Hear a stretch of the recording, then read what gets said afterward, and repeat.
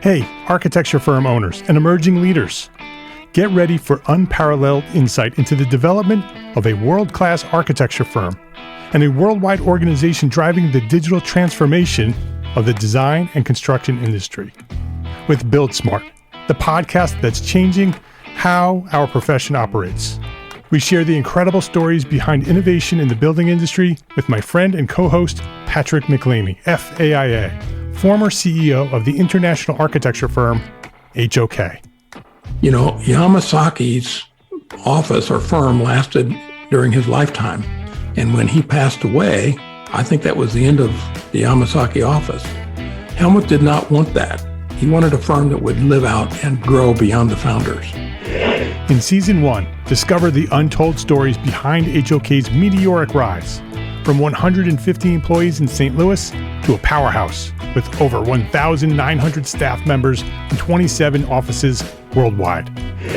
You know, they weren't as polite as the Kojima people. That was just boom. And anytime you have a creditor, whether it's Kojima or the bank, that wants their money, unless you can raise money someplace else, you are out of business. Bankrupt. And hold on tight for Season 2, where Patrick takes us on a new adventure as chairman of Building Smart International, shaping the future of digital transformation in the design, construction, and operation of built assets. Ian Howell, Ken Harold, and I, Ken was my technical representative from HOK. The three of us took a tour of Europe of 5 cities in 5 days. Very busy time. Simply follow the link in the show notes to subscribe to Build Smart now and uncover lessons that will transform you and your architecture firm.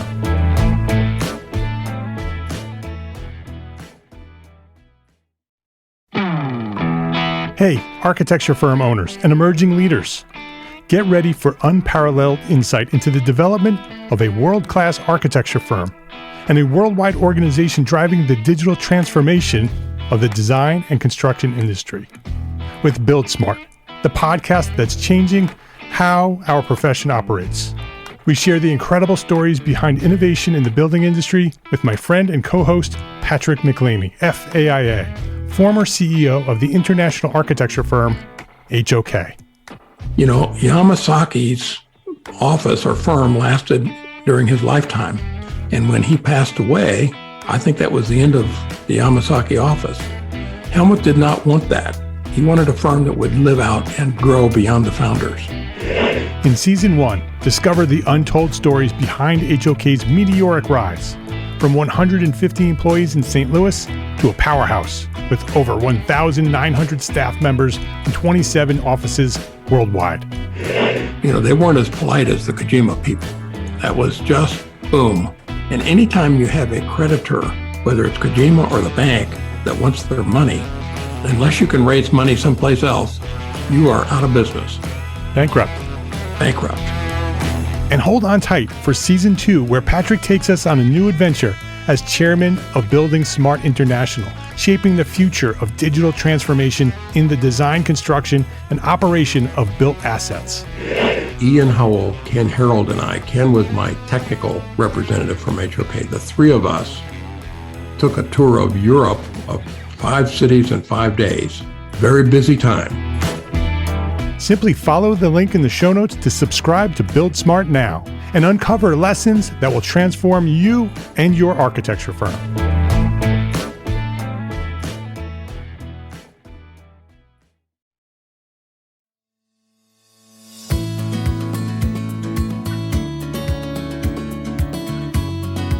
My name is Mark R. LePage, and you are listening to Entre Architect Podcast, where each week I speak with inspiring, passionate people who share their knowledge and expertise, all to help you build a better business as a small firm entrepreneur architect. Eugene Colberg, welcome to Entre Architect Podcast. Hey, Mark. Great to be here. Oh, it's great to have you here.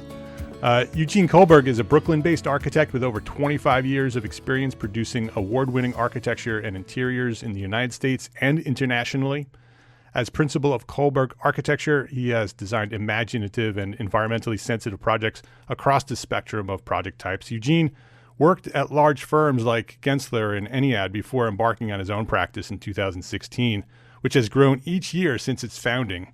Eugene, I'm fascinated about your journey. I want to know more about your journey. I want to talk about practice and how, from your perspective, the practice of architecture has changed since you got into this game a couple decades ago. Yeah. But before we do that, I want to learn more about you. I want to understand your origin story. So share a little bit about you. What inspired you to become an architect, and who or what helped you get to where you are?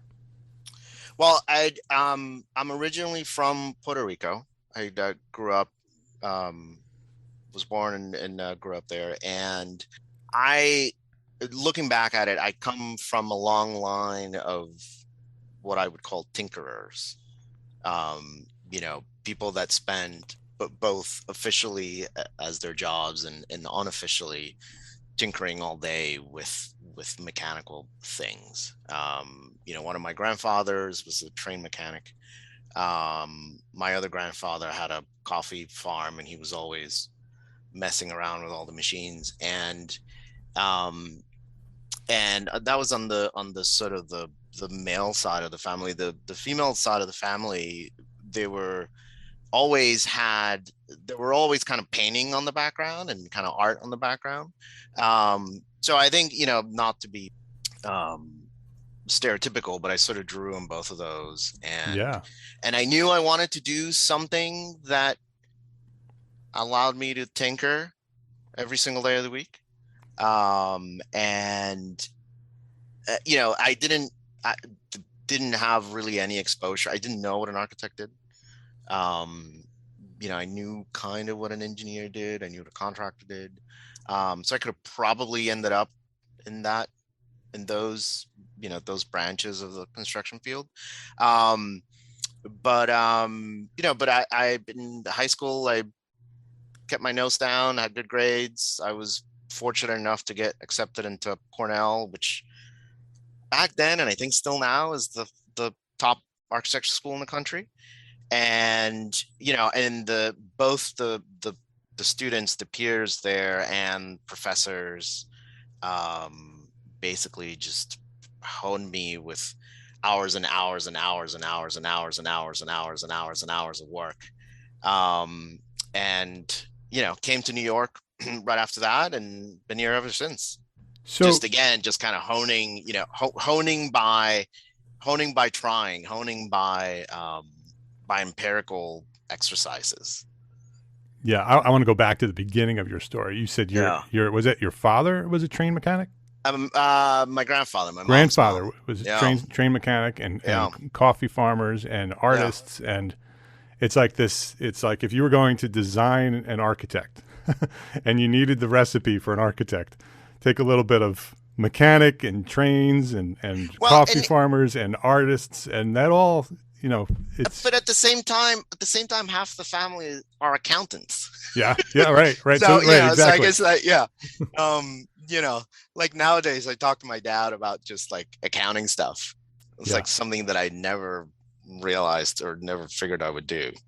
But yeah, I mean, I think all of those disparate, ingredients got put in a cauldron. Yeah.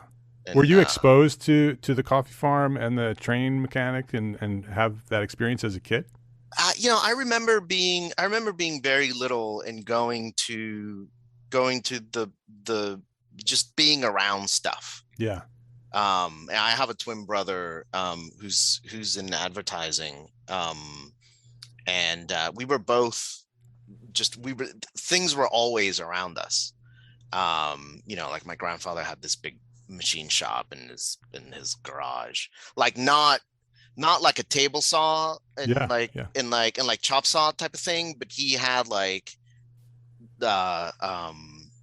actually like real machine right, like machine real, shop with like real iron and shop. steel. Exactly, fabrication tools. And we were always when we were kids, there were always kind of building projects around, whether it was just like building a new deck, building a new addition on the house, building, something on the farm. There was always something going on.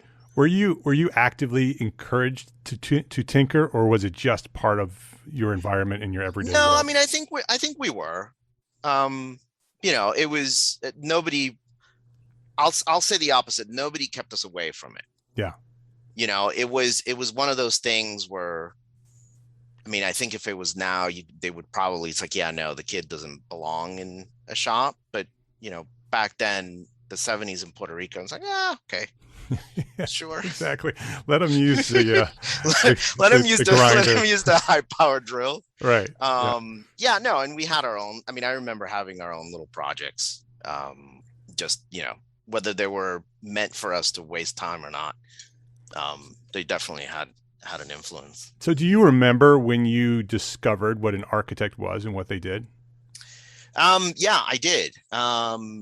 It was freshman year of college, and I mean, I in high school there was this vague idea of what an architect was, which was probably influenced by like TVs and movies.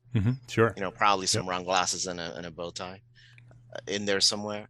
But oh yeah, freshman year of college was a very, very rude awakening on what it is that I'm going to do for the rest of my life, and that's just critical thinking, right? Like at some point, like at some basic level, it almost doesn't have to do anything about construction or providing shelter or life safety. Is just about critical thinking. And one of the things that happened with our class, and I think the classes above and below me, it was in the early to mid 90s. Computers were just kind of coming into the picture.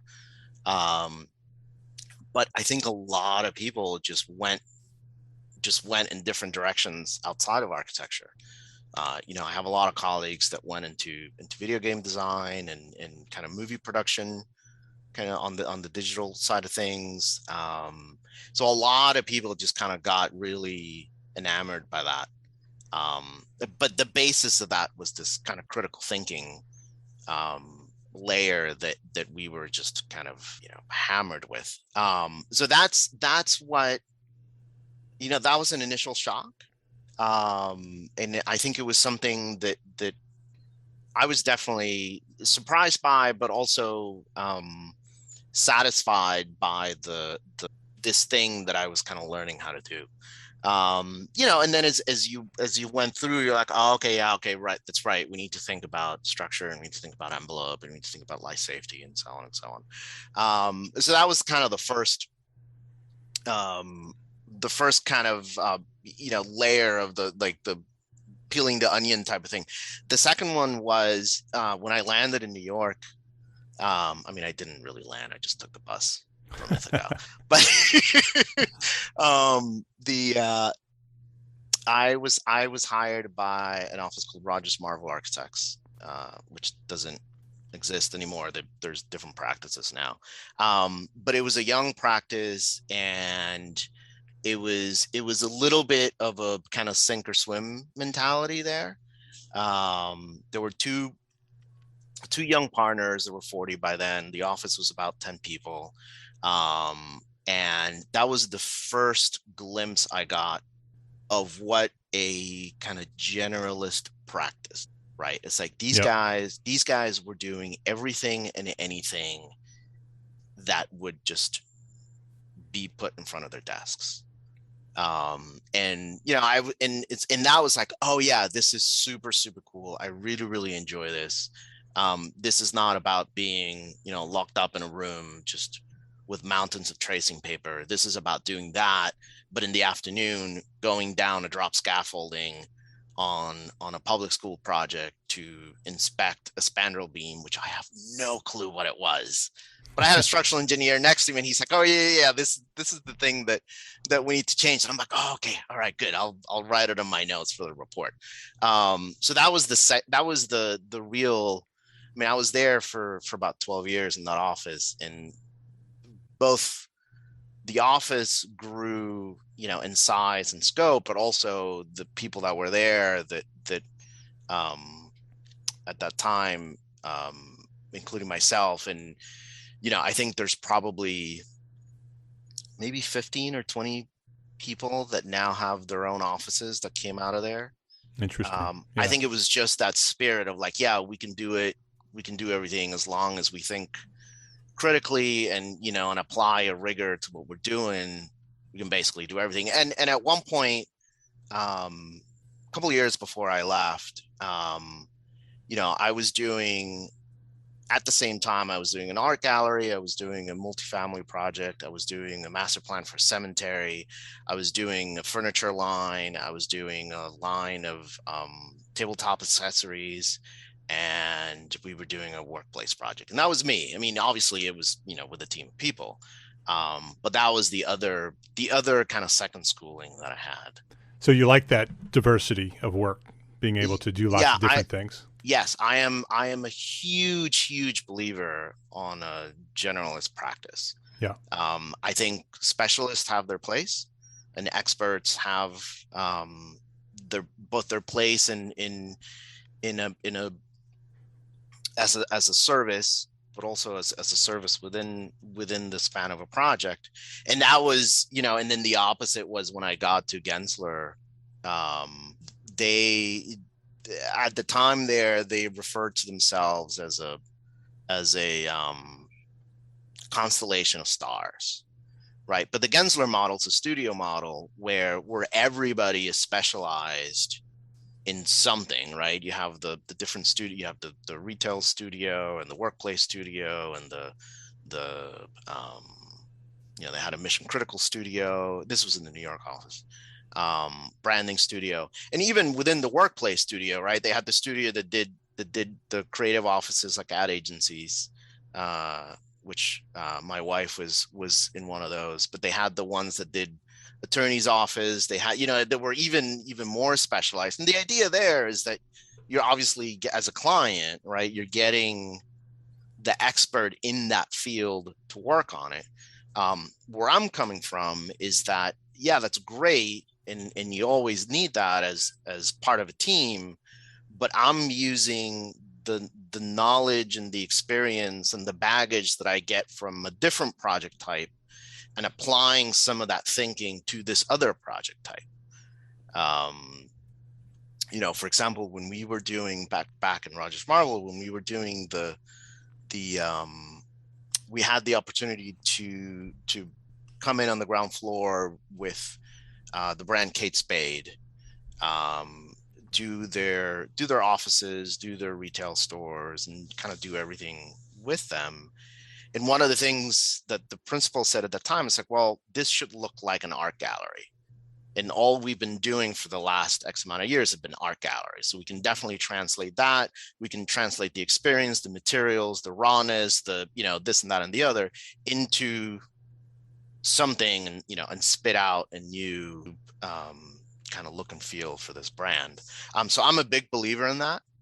I think that's where the generalist practice lives in. Before starting my office, I spent some time at NCARB, which used to be called Polshek, and they're a generalist practice, right? And they don't split themselves into studios, although you do get these kind of, each partner kind of corrals their favorite people, and they do kind of, each partner kind of does the project type that they want. But there you could be doing an art gallery, you could be doing a museum, you could be doing a commercial building.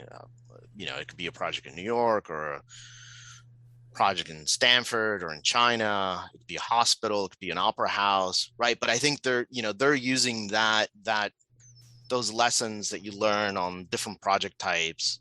Because at the end of the day, it's delivering a service, paying attention, listening, delivering something that matters on schedule and on budget, right? Granted, the expertise of I'm not discounting the expertise that somebody might have of doing 50 lawyers' office.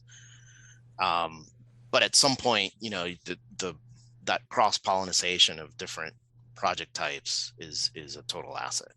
When in your story, so you came from Cornell, you went to Rogers Marvel, you then, right? Rogers Marvel. Then you went to Gensler, then NCARB. Where throughout that journey did you realize that you were an entrepreneur and you wanted to start your own practice. In Was that right from the beginning? Go ahead. 2004. Okay. Where was that in the journey? I remember. I don't remember the day. I remember the two projects that I was working on. I was doing an art gallery in Chelsea. I was doing two projects, an art gallery in Chelsea. And which firm were you This at? was at Marvel. Okay. Doing an art gallery in Chelsea, and I was doing a workplace project in Long Island City. And these are both in New York. And there were both, it was both a kind of financial realization and a kind of ability realization. Since the beginning, I've either had the luck or the principals that I've worked with have complete confidence in my abilities, but I've always had a really long leash to do things. Yeah. I'm assuming somewhere there it was, because they didn't have anybody else to do it. So I was kind of stuck doing everything. Other times I'm sure people believed in what I was doing. But I was the only person working on those two projects. Right. And from a fee perspective, each project was twice the salary that I was making at the time. So if I was only doing one of those projects by myself, just out in the ether, I would be making twice as much money as I would be making in a year. And I knew, because I was the only one working on it, that to design and draw that project was a couple of months, and to build a project was, a couple of months as well. So I'm like, oh crap, you're telling me that in 6 months I can make twice as much money and presumably have, total design control of a project. Why would I not do this for the rest of my life, right? And I mean, I think there's obviously a certain confidence that comes with that. It's like, yes, I can do this, and not only can I do it, but I can scale it up, because at the end of the day, it's just kind of breaking it into manageable chunks. But that's when it was 2004. I was doing those two projects.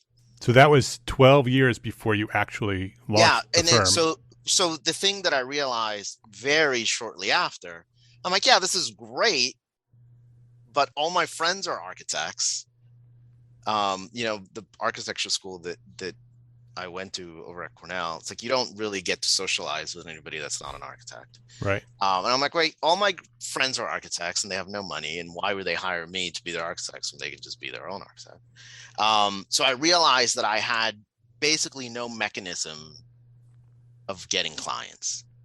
And then, so it took me, from there to kind of figure out and investigate, how does one get clients? And obviously keep doing things along the way. And like one of the things I really was interested in working in Gensler was like, okay, well, how do you do this not only worldwide, but on a scale? Like, how do you treat the design of architecture and running of a practice as like a system? Right. Yeah, and no better place to learn that. And no better place to do it than Gensler. And Art Gensler, who passed away recently, he's from Cornell. Yeah. And so I got to meet him a couple of times. I got to work with his son, Doug, a handful of times. There was definitely some people in there that knew what they were doing on the business side, knew what they were doing in the design side. So that was my whole intention of being a Gensler. It's like, okay, well, I know how to do this. And by this, I mean, you can't see me, but I'm doing air quotes, of being an architect. Like, I think I know how to do this, right? I'm licensed already. I got my license. I got, a whole host of project types and scales. Now, how do I apply this as a system and a kind of deployable system at different scales? I was working on the retail studio. So we had a whole host of different projects at different scales in different countries, different parts of our country. So I think that was a great kind of laboratory for that.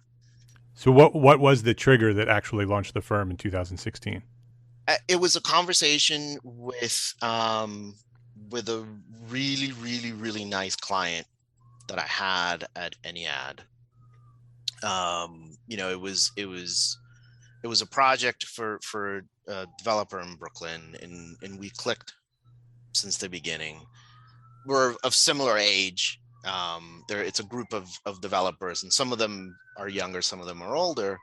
And again, I was working on this building for them, 108 units, 21 stories. And the leash that NCARB gave me was extremely long. There was somebody else working on the project as well, but we were basically flying solo on this.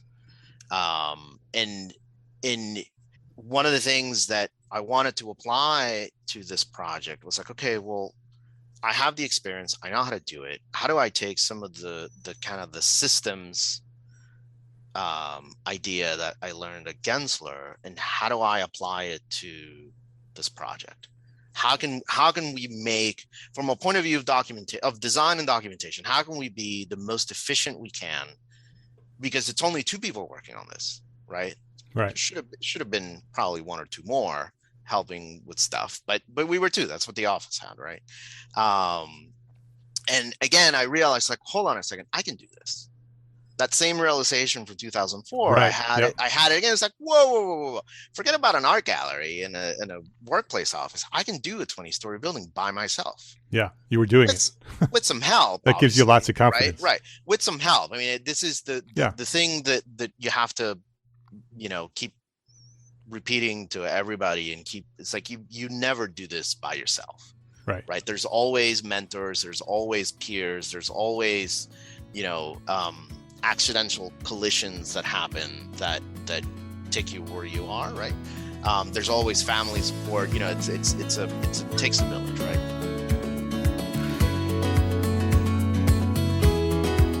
Let's take a quick break to say thank you to our sponsors for their support of this episode. This episode is brought to you by FreshBooks. There's a lot to love about being an entrepreneur architect, right? But trying to figure out your financials on your own is not one of those things. Luckily, there's FreshBooks, the all-in-one accounting solution that's built for business owners like us. FreshBooks takes all the not-so-fun parts of running a business, from building and tracking invoices to managing online payments to organizing expenses, and automates them with features like the new digital bills and receipt scanner, saving you up to 11 hours per week in the process. 11 hours. FreshBooks has your back at tax time too. It's almost tax time. With a ton of reports to choose from, you'll know exactly where your business stands, and you can easily hand the keys over to your accountant so they can take over when it's time to reconcile everything for the year. Try FreshBooks. Try FreshBooks for free for 30 days. No credit card required. It's free. Go to freshbooks.com/architect. freshbooks.com/architect. Get started today. That's freshbooks.com/architect. So, what will you do with your 11 more hours each week? This episode is brought to you by arcat.com. If you haven't used Arcat's Spec Wizard before, now is the time. Spec Wizard is a patented tool that allows you to specify a product in just 3 simple steps, all for free, without even registering. Completely accessible, completely free. Step 1, research and find the right products for your project at arcat.com. That's ARCAT.com.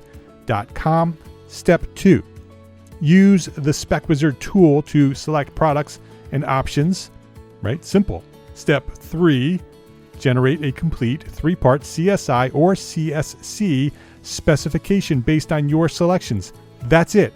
A complete 3-part specification in an instant with Spec Wizard. Again, Spec Wizard is free to use and requires no registration, no payment, no email, none of it. It's free. Just head over to arcat.com and try Spec Wizard today. Spec Wizard at arcat.com. That's arcat.com. ARCAT.com. Please visit our sponsors today and thank them. thank them for supporting you, the Entre Architect community. Largely, I'm like, well, hold on a second, I can do this.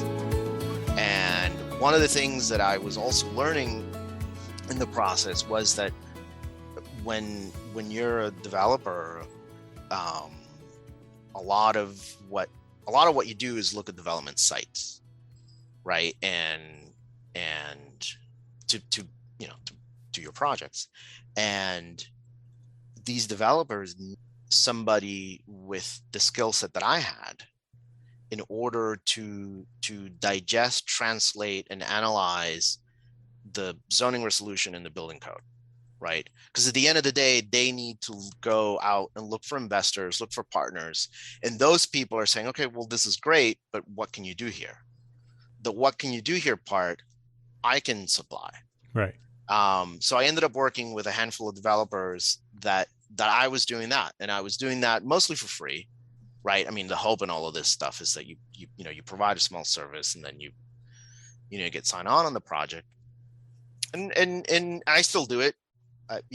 Obviously clients become friends and, they call you. And one of the things that the folks at Gensler just kind of beat into your head is that you want to be in a position where you're the trusted advisor.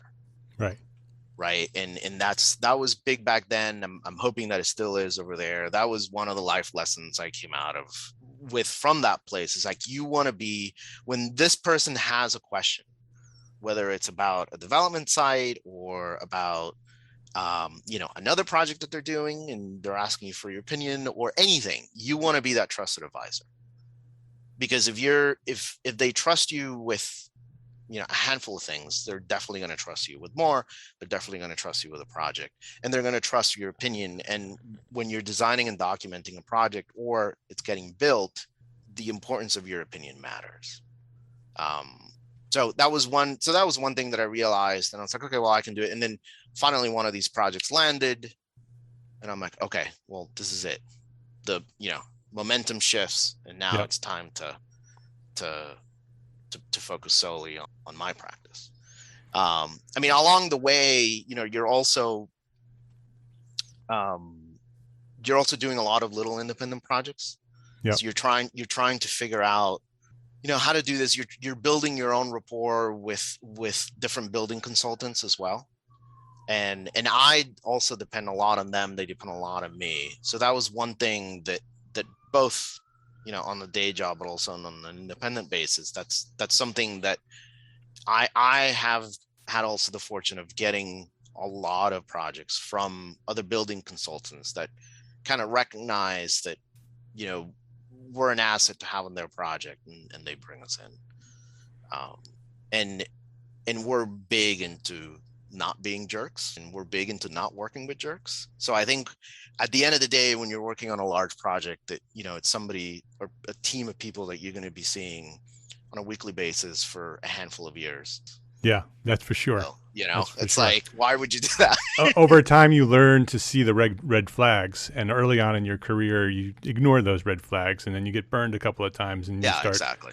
Yeah. And then you were like, oh, okay, those red flags are there for a reason. Yeah. Don't go near that. Yeah, exactly. And, and it's live and learn. We've gotten burned a couple times on different things. And it's like, okay, well, let's take a note on that, put it on the file. What are some other lessons you learned from practicing in the last 6 years with your own firm? Yeah. So one of the things that I've always been a fan of, and I don't know if you call it a gift, but I am extremely organized. And one of the things actually that was really interesting when I was transitioning to private practice was how do I do all of these tasks that have different deadlines, different masters, different, like how do you do all this? And and I've always been big in just documenting, taking notes, making lists, like just going back and analyzing what is it, how long does it take, like what, because otherwise you're kind of lost in the water, right? I remember when I started, people were still drawing on pencil and vellum, right? And one of my first jobs as a summer intern was deal with the blueprint machine. Yeah, I've been there. I don't know. I don't know if you've ever sat. Have you ever sat next to one of those? But the ammonia smell is not fun. Yeah, there's a whole generation that has no idea what you're talking about, but Yeah, I know exactly. very clearly what you're talking No, about. and I remember, assembling detail sheets, with little sticky back cutouts of wall partitions, and you were, feed them through the machine, and you have so there's an organization that comes out of having to have all of these different masters. I was doing independent work. I was doing work for the offices, working at different scales, different scales of time and different scale of projects. One of the things that I'm surprised about is how organized you can be. And by being sort of hyper organized, like for example, I was kidding with my business partner over here that I know what I'm doing. I'm opening my calendar. I know what I'm doing, December 2nd at 9 a.m. Right. which is doing a section for, a building set that we got doing the 17th. I already know that. I've already allotted the time for that. And I know that's what I'm going to do. Granted, this all changes, once in a while, but back in school, I forget if it was a TA or a professor, they were like, you need to understand how long it takes you to do it. Obviously back then it was Inca Mylar or pencil vellum or whatever it was, but it's like, you need to understand that an axon is going to take you 6 hours. And the sooner you know how long it takes and how long you can do it for, right? There's only so much drawing you can do. There's only so many meetings you can do. The more you understand how much time to emphasize and things. Because one of the things that is super, super hard to schedule is design time. Because you don't know how long it's going to take. Yeah. What does that process look like for you? You don't know. Yeah. That date that you gave us, I thought you were going to open up a calendar and say, yeah, I have a meeting on that day. You gave us a very specific task on a very specific project at a very specific date. What does the process look like for you to get to that level of organization? Well, and I'll tell you, the day after at 11 o'clock, I'm doing a site plan for that project. Right. So, I'm not kidding. This is stuff is. So how do you break down a project at that level of detail I think I gave you an easy example because this is about a project that we're documenting for the building department. But one of the hardest things to schedule is design time. Yeah. Because you can't be in a bad mood. At least for me, I can't be in a bad mood. I can't be hungry. You need to be comfortable enough. You need to be kind of loose enough. There needs to be almost like when you exercise, there needs to be like a warm-up time. Because one of the things that I don't do often now than I did before was sketching. It's like, I don't have time to sketch. You're running from meeting to meeting, or, you're busy dog. One of the things, and I'm sorry that I'm I'm going a little back and forth, but one of the things that being a generalist practice and being a small practice from this end is something that I learned a while back, was that you have to be humble enough to be able to understand that you're not above anything that you need to do.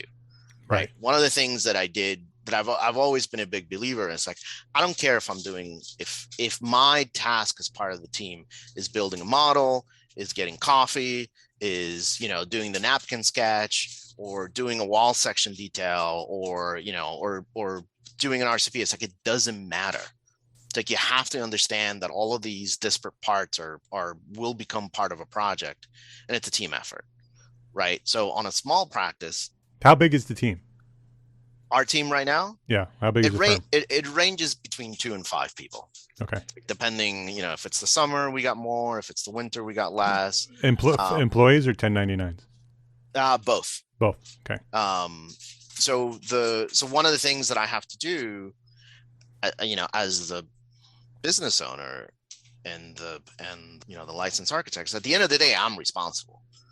Right. So if somebody's scheduled to do some sketches of a facade, or, try and figure out some window pattern or something, and they can't do it for some reason, whether they're sick or they're late or they're just not getting it or whatever, it falls on to me. right? So I can't really pick and choose what I get to do. When I was leading larger teams and in the larger offices, I usually just ended up doing remedial things like gluing the model, or making sure the laser cutter was working, or because everybody else just kind of had their tasks. And your job was just to kind of make sure that those were getting done, but at the same time, fill in the gaps of what wasn't. But one of the things that's super hard to schedule, again, is this design time, because you don't know if you're going to figure it out, whatever that is, in 20 minutes. You don't know if it's going to take 2 hours. You don't know if you're going to figure it out at all. But the again, it's this kind of cross-pollination of things that whatever it is that I was doing ahead of time. And it's also knowing when to do it, right? Like, I know, like, if I'm grumpy in the afternoon, like, I won't schedule myself to do something like that in the afternoon. Yeah.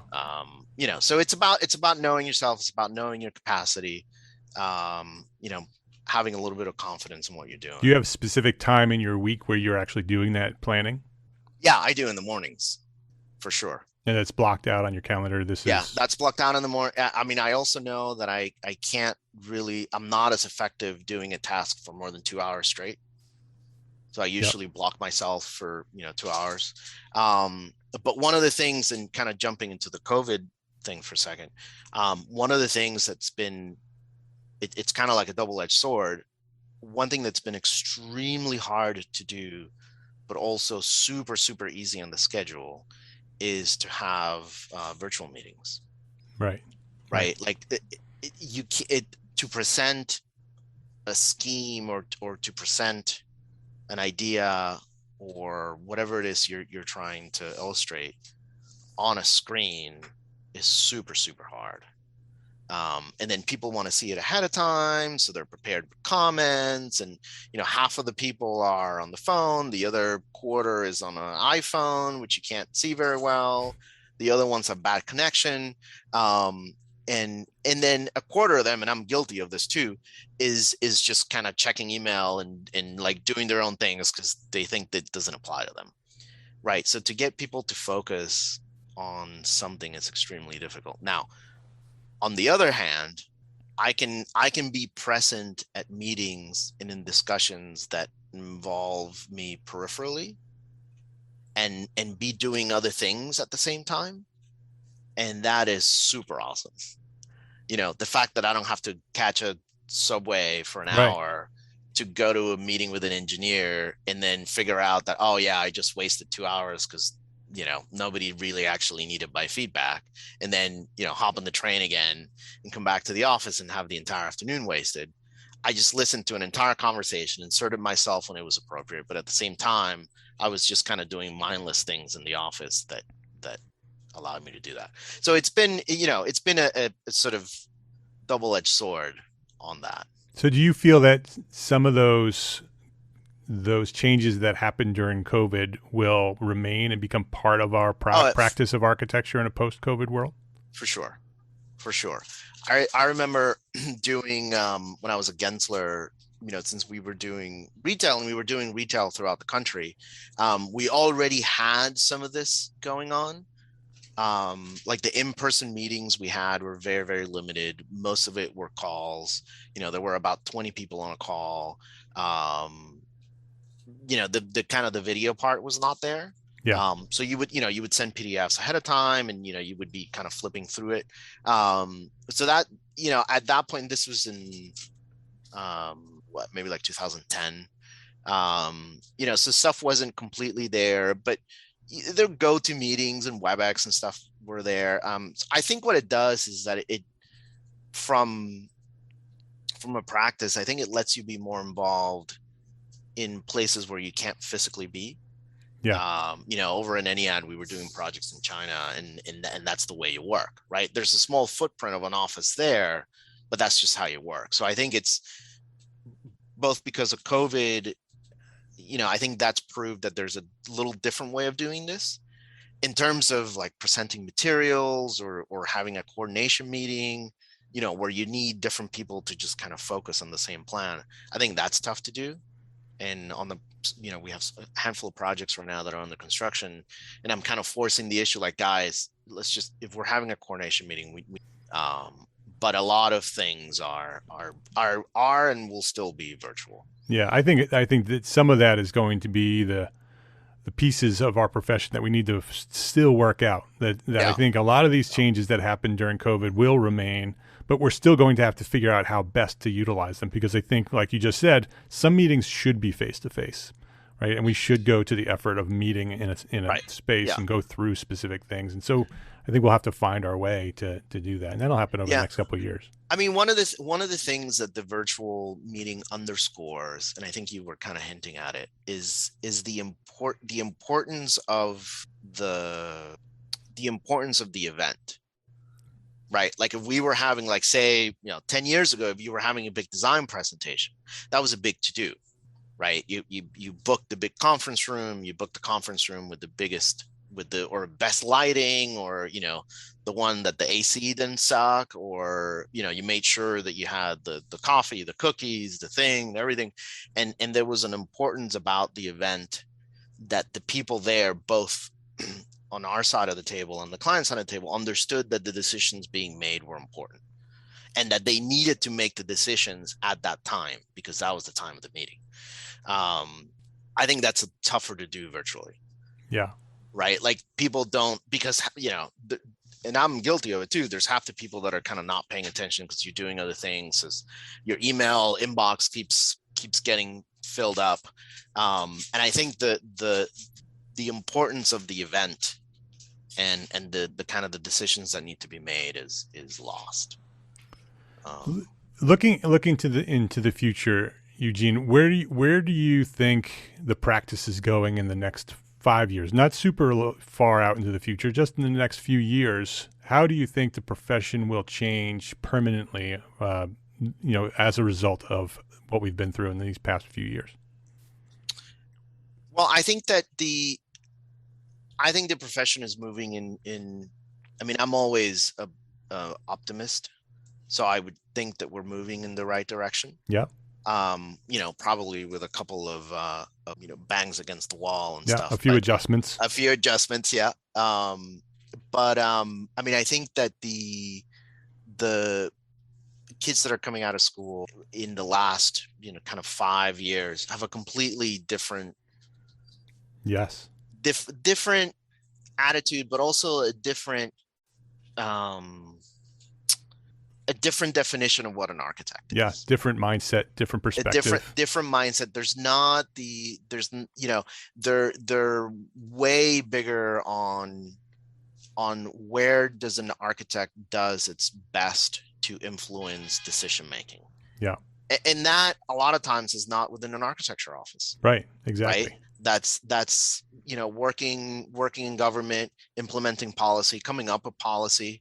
I have colleagues that are doing that, and they're affecting changes in New York City that I could not even come close to even dreaming about, right?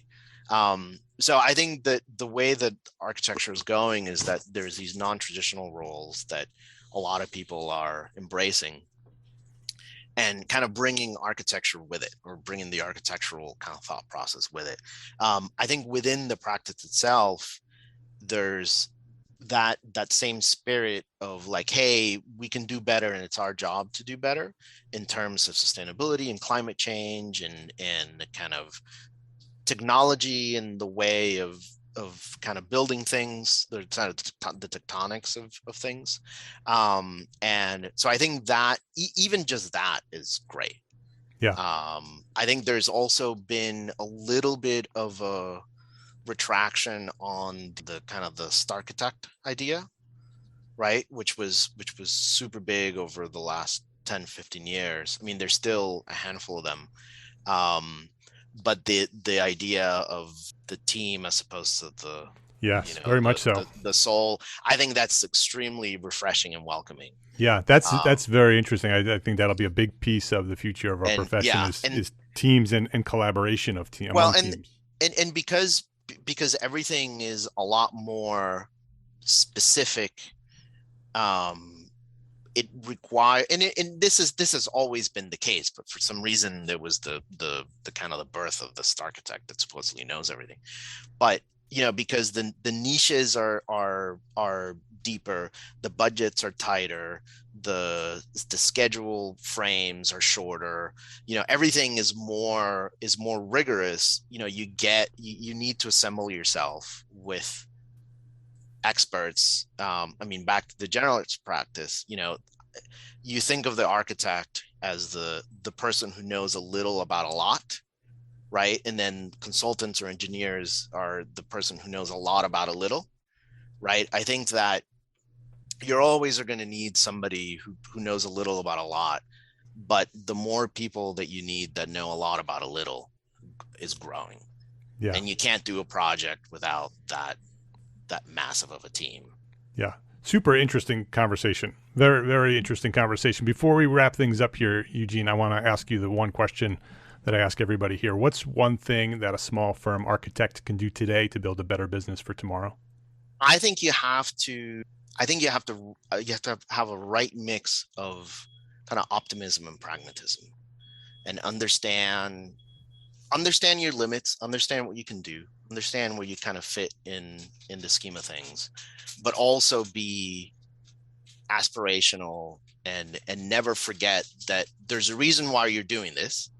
And I think there's a confidence that you need to have that you can't lose track of. Obviously there's time management and budget management and all of these things that you have to learn, right? Which give you a whole different perspective of what you're doing. But I think it's that mix of being pragmatic and optimistic. Yeah. Fantastic answer. I love that answer. His name is Eugene Colberg. The architecture firm is Colberg Architecture. You can learn more about what Eugene is doing and his team over there at colbergarchitecture.com. You can check him out on Instagram at Colberg Architecture as well. We'll have links to all of that on the show notes. Eugene, this has really been a fantastic conversation. I really enjoyed the last 45 minutes or so. Yeah, it's been really here. Interesting. Yeah. All right. Thanks for joining us today, and thanks for sharing your knowledge at Entre Architect Podcast. All right. It's been a pleasure. If you liked this episode of Entre Architect Podcast, please share a rating, write a review. Yep, if you liked this episode, go write about it.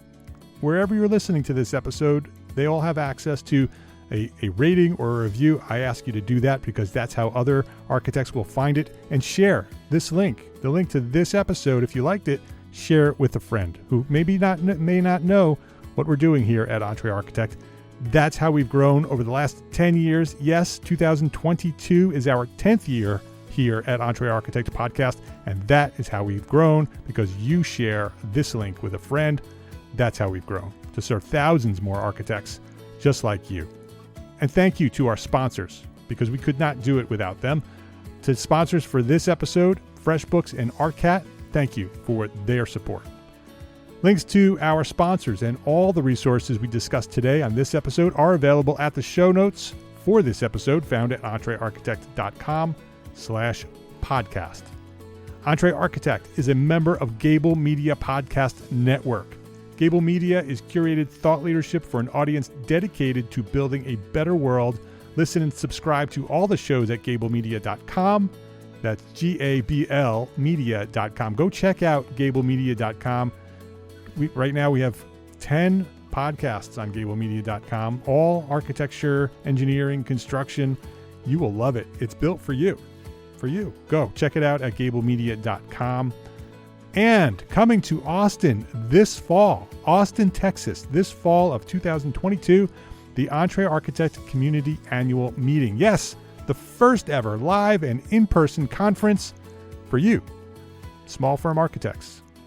Come hang out with us in Austin this autumn. Visit entrearchitect.com/annual meeting right now to learn more and subscribe for updates. That's entrearchitect.com/annual meeting, our conference for small firms. I hope to see you in Austin. Thank you for listening today. Love, learn, and share what you know.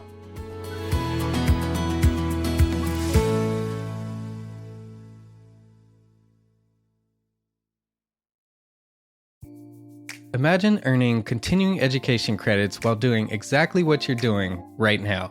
Well, you can. Gable Media has revolutionized the way you earn your continuing education credits with a groundbreaking approach.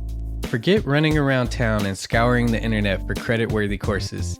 Fulfill your CE requirements effortlessly by listening to engaging podcasts just like the one you're listening to now. Our podcasts are designed to educate, entertain, and inspire, all in a user-friendly environment. But wait, there's more. Architects, Gable Media is also approved as an AIA continuing education services provider. Upon completion, we handle everything, from reporting your hours directly to the AIA to storing your certificates in your personal Gable Media profile for your self-reporting needs. So follow the link in the show notes and start earning your credits in the most innovative and entertaining way possible with Gable Media. Attention architects and creative minds, get ready to supercharge your brand with Build Your Brand, the podcast that's unlocking the secrets of branding success for creatives. Hey there, it's Mark Arlepage, founder of Entre Architect, and I'm inviting you to join my friend, architect marketing expert Jeff Eccles at Build Your Brand podcast, where he explores the captivating stories of the world's top brands and transforms their lessons into powerful moves for small firm architects and creatives like you. In Season 1, Jeff shares the thrilling tale of Southwest Airlines, where he dissects their journey to the summit and distills it into strategies tailor-made for you. It's important to keep in mind that companies like Southwest compete in the real world, just like you, and face real-world challenges, just like you. You might be surprised at how similar those challenges are to the struggles that you grapple with on a day-to-day basis. Don't miss out on your blueprint for success. Subscribe, tune in, and let's build your brand together. You may have noticed that the very best brands in the world are also known for having somewhat unique corporate cultures. That's often the glue that holds everything together when they encounter those rough spots. We don't do it because it inconveniences the passengers to whom we are primarily dedicated, the short haul, frequent flyer. Follow the link in the show notes to subscribe to Build Your Brand today. Remember, no matter the size, the journey's the same. Your brand's journey to the top starts here.